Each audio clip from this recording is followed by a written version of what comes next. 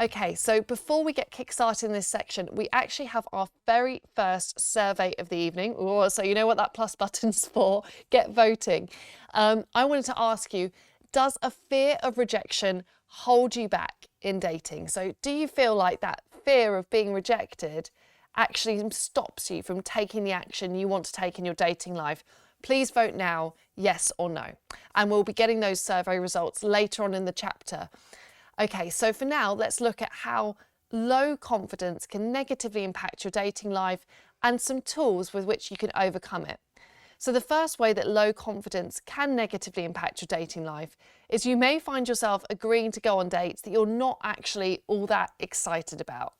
Now, don't get me wrong, I am really in favour of you having a very open mind when it comes to your dates. I think before we actually form that special connection with someone, our type really is just hypothetical. So before then, it can be good to, test out getting to know different people and to be flexible in terms of who you think might be a good match for you. However, it's very important that that flexibility and that open-mindedness is coming from the right space. If it's coming from a headspace of, yeah, you know what? They seem like a nice person. Maybe my feelings towards them could grow. Or you know what? I actually want to challenge who I'm attracted to and I want to see if I can experience a spark with different people.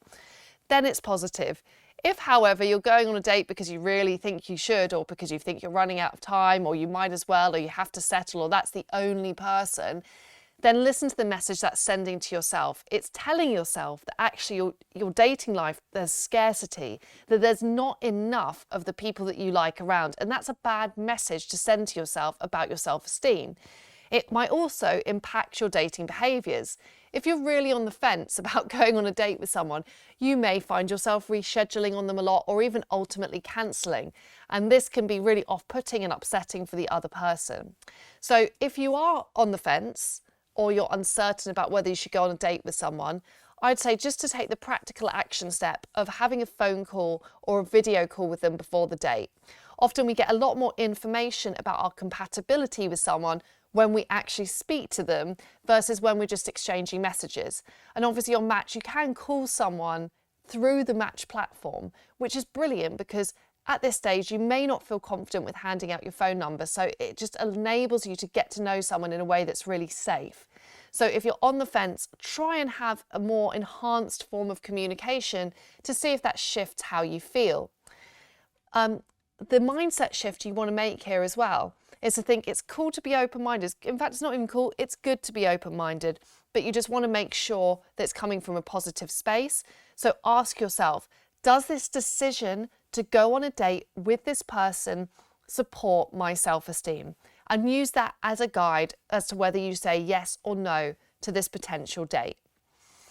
The second, and I think really obvious way that low confidence can hold you back in dating is it can stop you from getting many dates because, again, it's that fear of rejection, isn't it? That if I actually make a move on someone or if I send that message and they don't respond, how am I going to feel about myself then?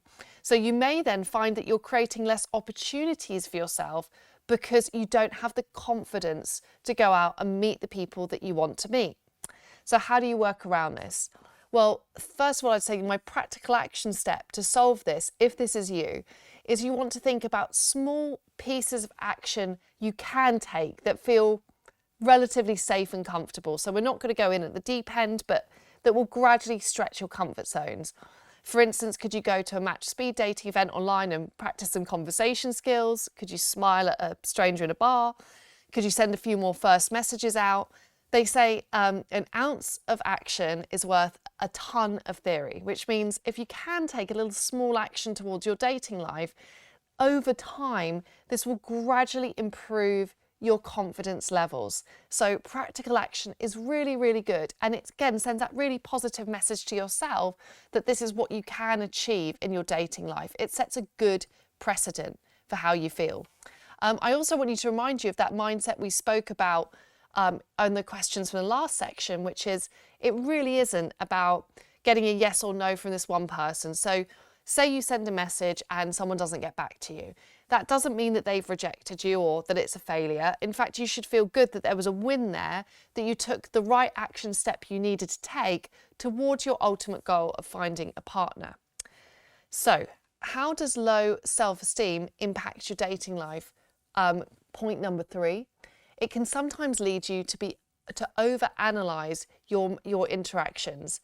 Now, I used to be a terrible overanalyzer, and you'll know this is you. It's almost like when you are approaching your dating life with a bit of like a sixth sense of danger, like you're worried that a person may well reject you. And because of that, you start to almost look out for the warning signs early on. This might mean that you read a lot into the person's messages that they send you. You might start to worry why they only put 1 X instead of 2. Perhaps you're screenshotting your interactions with them and you're sending them to a group of friends and asking for their opinion. And suddenly, what should have been like a fun and just interesting experience of going on a first date has become this like mega load of anxiety because you've ended up over-analysing things. So how do you stop or slow down that analysis to the point where you can be a bit more present and you can start to have a more confident and positive belief around what your dating life could look like? Well, a really good rule that you can put in place for yourself is to stop checking up on a person. Now, I have to admit, I've done this myself in the past. I know how easy it is when you feel overwhelmed and anxious and out of control to start to look when a person was last online or to ask a friend to go and check out what they're up to on social media. But when we often do these checking behaviours, what we really want is we want to feel more confident, right? We want to feel more secure because we know where we stand and we've got our answer. However, checking up on people never leads to you feeling more confident. Instead, it actually usually erodes your confidence because you will know, because whatever behaviour they're doing, you'll be like, oh my gosh, they were last online 3 minutes ago, but they've left me on red. You know, you'll start to create a story around what this person is doing instead of really focusing on whether they're compatible with you or not. You'll start to feel like they're in the process of rejecting you or that it's not working when really there's really little evidence for that. So instead, it's about learning sometimes to just turn your phone off, put your laptop away for a minute, go have a bath, read a book, cook some nice food, go to the gym. If you're in that mindset where you're like, oh, I have to check, or why haven't they read my message, or why haven't they responded yet? That's a signal to you where you have to stop yourself from going down that over-analysis route. And remember really here, your mindset is you've got to shift your focus away from looking out for signs and signals as to whether they're about to reject you or not. Because really that's giving them quite a lot of power, right? It's like the ball's already in their court and they have all the power to accept or reject you. Instead, try to think of dating as much more of a two-way process where you're both choosing one another. So it's not so much that you're there waiting to be judged by them, but instead look at their actions. And, you know, if they haven't been in touch for a while or they take ages to get back to your messages, instead of trying to figure out what they're up to, just think instead if that's okay with you and whether that feels like a good fit for you and a partner. Are they communicative enough to make you feel secure? So flip it around and make it about your standards rather than it being about them accepting or rejecting you. So the fourth way that low self-confidence can negatively impact your dating life is it can also push you sometimes to get into the idea that playing games is a good idea. Now, I know you're all lovely people and you would never really do this consciously, but I think sometimes when, again, you feel that doubt or that fear that someone's about to reject you, you can start to go into this kind of like tit for tat way of dating. So you might think, well, they didn't reply to my message for a day, so I'm going to take 2 days to reply to them. There is an irony, of course, that whenever we do play games, not only do we not give ourselves a chance to be accepted for who we are, but you also end up more emotionally invested in the outcome of that interaction because you really start to overthink every move that you're making. So rather than playing games, it's good to think, is there a more natural, nice alternative to doing that. So what's the goal of playing games? Sometimes people play games and sort of withdraw their attention because they want to make the other person chase them. Not very nice, I know. But instead of playing games, is there a way that you could just naturally be busier, more content, and have a few more boundaries, really, so that when you do meet someone you like, they don't jump to pole position in your life, but in fact that there's still other things, at least in the short term when you're getting to know them, that you would put before them. So instead of cancelling on your best friend to go on a date, stick with your best friend. If there's a hobby or interest that you really enjoy doing, that makes you feel stable and secure and confident in yourself, go to that thing and see this person on another night of the week. If you get a lot of reward from your work, don't stay out so late that you turn up feeling grotty in the morning. You know, again, be okay to leave that date early, and don't think that means that that's going to reduce your chances with this person. So rather than playing games, focus instead on obviously having a busy, full and rich life, full of interesting things you're really enjoying. And then just remember, when you first meet your date, they don't zoom in at place number one in your life. You know, you've got to respect your family, your friends, your hobbies, your work, and everything else really that makes you feel good on a day-to-day basis before your date. So the final way that having low confidence can negatively impact your dating life is sometimes it can mean that you have a bad expectation for what dating is going to be like in the future. And we've all had our share of heartbreaks, and some of you are probably listening to this thinking, yeah, Hayley, I've had way more than my fair share, thanks very much. So whether it was one bad experience or you feel like you are a magnet for bad experiences, it's really important that even if you've had bad experiences in the past, that you don't give that the power to then define the rest of your dating life. It's so important that you start to create this positive belief about what dating could look like for you. And this may feel quite alien if you have had a bad experience recently, or you feel like you've had lots of bad experiences. But the truth is, there are so many people out there, I know you might not believe me, but it really is true, that want to have the committed, loving relationship that you do. So I want you to start to really cultivate this belief in yourself. A practical step that you can take to start to really build up this belief is when you're talking about your dating life, just be careful about how you talk about it.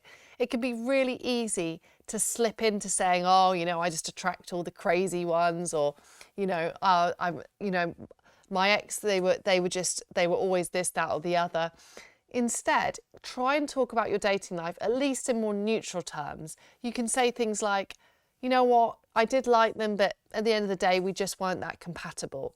So the more neutral you can be, it's going to not only change the story that you tell to other people, it also helps you to change the story you tell yourself about your dating life. And the mindset shift here really is, even if you've had a bad experience, you've got to think, what can I learn from that experience? What did that teach me? What data point did I get about what I really need from a partner in the future? And start to create that positive expectation that actually most people out there are well-intentioned, and whilst not everyone's going to be a match for you, if you can keep putting yourself out there, you're going to be able to meet people. There's more than one of them anyway, who are going to be able to meet your needs and be able to give you exactly the kind of relationship that you want. So start to cultivate those positive expectations around your dating life.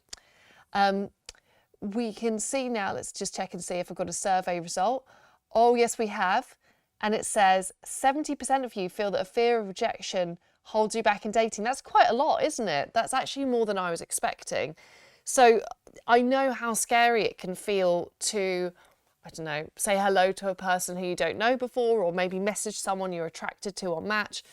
But I always think it's scarier to not take the chance and to limit your options so much. Instead, it sends such a positive message to yourself about what you can achieve in dating if you can make that first move.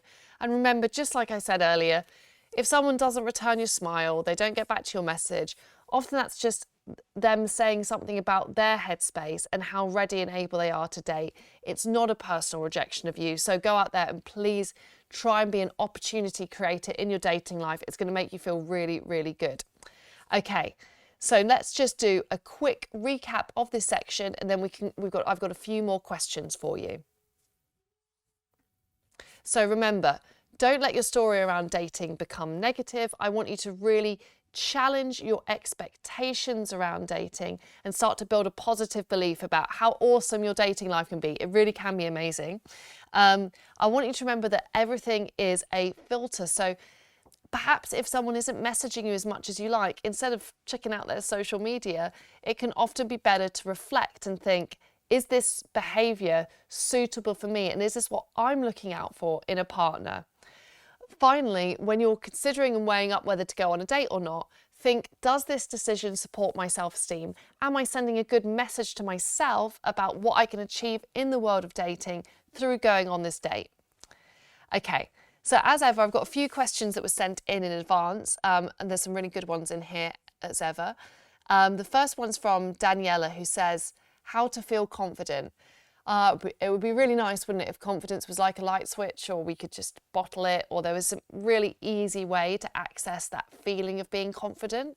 And undoubtedly, having time for yourself, self-care, as I said, making decisions that support your self-esteem, all of these things can build and develop your confidence. So remember, confidence is like a compound. It needs to build up over time, and it comes from making decisions that are positive for you. So if someone isn't able to give you the relationship you want, and you feel like you're getting a bit of the runaround, or you're just, unfortunately just not that interested in going on a date with somebody, take the decision that supports your self-esteem. And over time, the net effect of this is you're going to start to feel more confident. Equally, if you can take those small action steps to go out and practice meeting people or messaging people, again, over time, this will add to your sense of confidence. Confidence is often competence, which means it's a sense of, I'm used to doing this. This is something I do every day. So don't let dating be on the back burner and like the small part of your life. Instead, try and think of daily actions you can take towards your dating life. And again, this is really going to help to build your confidence in this area.